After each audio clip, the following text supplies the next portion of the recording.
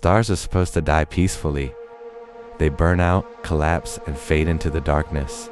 But some stars refuse to stay dead. Astronomers call them zombie stars. Unlike normal stars, these are corpses that come back to life by feeding on the blood of others. This is the terrifying reality of Type 1a supernovas. Imagine a white dwarf, the dense, dead core of a star like our Sun. It is small, cold, and lifeless. But if this dead star has a neighbor, a giant companion star, something terrifying happens. The white dwarf begins to use its intense gravity to suck the gas and plasma away from the living star. It acts like a cosmic vampire, draining the life force of its victim. For millions of years, the zombie star spins faster and faster, wrapping itself in a blanket of stolen fire. It grows heavier. It becomes unstable. It is quite literally eating itself to death. The victim star becomes distorted, stretched like a teardrop, helpless against the gravity of the undead monster next door. But there is a limit.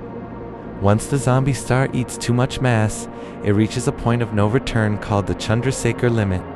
It cannot hold the energy anymore.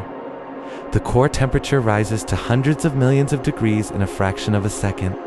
The star detonates. You might be wondering, is Earth safe?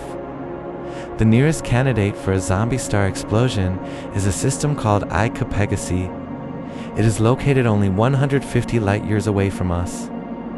Ideally, we want to be much farther away when it blows. While it won't destroy the Earth completely, the radiation from the blast could damage our ozone layer and cause mass extinction. Unlike other supernovas that leave behind a black hole or a neutron star, a zombie star explosion is often total. The white dwarf is completely shattered. Nothing remains but a rapidly expanding cloud of radioactive dust and gas. It is the ultimate self-destruction. These explosions are so identical and so bright that astronomers use them as standard candles to measure the size of the universe. By watching these zombies explode, we learn that the universe is not just expanding, it is accelerating into darkness. The explosion is so bright that it can outshine an entire galaxy of billions of stars.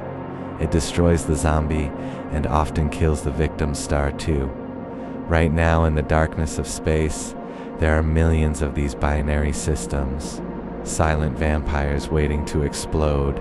This is how the universe ends, not with a whimper, but with a bang.